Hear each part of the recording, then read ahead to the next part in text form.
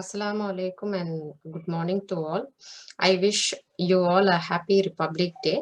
First, let me share my screen and show you the wishes from chairman and the family members of Green Valley Educational Institutions.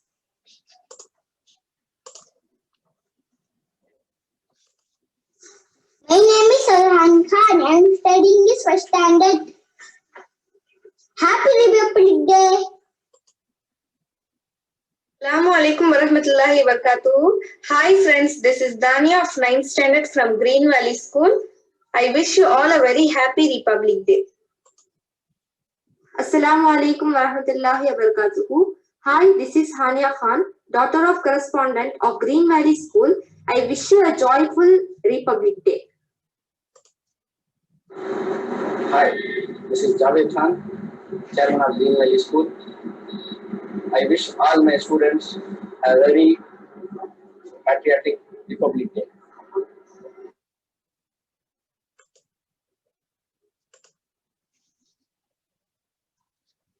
Thank you. So today I have a message for my students, staff and parents of Green Valley.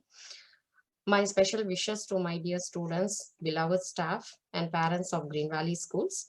Today we have gathered here to celebrate a very important occasion in the history of India, that is the Republic Day of India.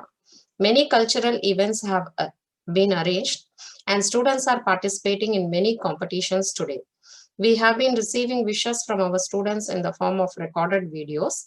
I'm really very proud to have such an enthusiastic students team. Last year, we celebrated this day together. This togetherness has continued even when we are physically separated. This unity should continue for several years until we see you in flying colors. Real celebration for me and our school would be when you all achieve success in life. Every single student's success will be a day of celebration for us. You have read from history books, speeches, dramas, and songs about how divide and rule policy affected the freedom of Indians. If we are united with our thoughts, then no one can separate us physically. But if we unite physically and get divided in thoughts, then even the weakest enemy can strongly rule over us. Let's take a pledge on this day to stay united with our views and thoughts. When God created this world, He gave common resources to all His creations, equal and justified creation according to their needs. By naturally, we had well-established ecosystem, making every single creation to be dependent on each other for livelihood. Few evil-minded people had been constantly trying to loot these resources for their lavish living, and so giving trouble for others. They have become selfish.